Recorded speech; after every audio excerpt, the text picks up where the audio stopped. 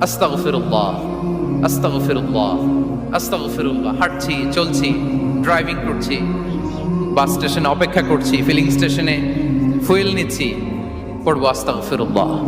কি পড়বো? আস্তাগফিরুল্লাহ। যারা সব সময় আস্তাগফিরুল্লাহ পড়ে তাদের রিজিকের কোনো টেনশন হয় না, রিজিক নিয়ে তাদের আর কোনো চিন্তা থাকে না।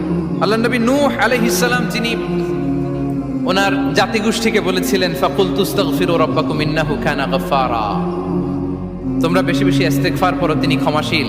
ইস্তেগফার করলে কি হবে? ইউরসিলিস সামা আলাইকুম মিদরারা, রহমতের বৃষ্টি বর্ষণ হবে, তোমাদের জমিগুলো উর্বর হবে। ওয়া ইউমদিদুকুম বিআমওয়ালি ওয়া বানিন, আল্লাহ তাআলা তোমাদেরকে সম্পদে বারাকা দিবেন, সন্তানে বারাকা দিবেন। ওয়া ইয়াজআল লাকুম জান্নাতিন ওয়া ইয়াজআল লাকুম আনহারা, তোমাদের ফসল ক্ষেতগুলো সবুজ শ্যামল হয়ে ভরপুর হবে, তোমাদের রিজিকে বারাকা নেমে আসবে। তাহলে আমরা যেন বেশি বেশি ইস্তেগফার করি। বিষ্ণু ঈসা ইসলাম বলেছেন মান লাযামাল ইস্তিগফার জাআলাল্লাহু লাকুম মিন কুল্লি দীকিন মাখরাজা ওয়া মিন কুল্লি হাম্মিন ফারাজা ওয়া ইয়ারযুকহু মিন হাইসু লা ইয়াহতাসিব।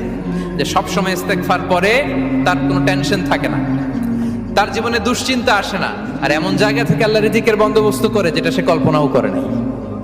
সুবহানাল্লাহ। আমরা যেন বেশি বেশি ইস্তেগফার করি। আস্তাগফিরুল্লাহ।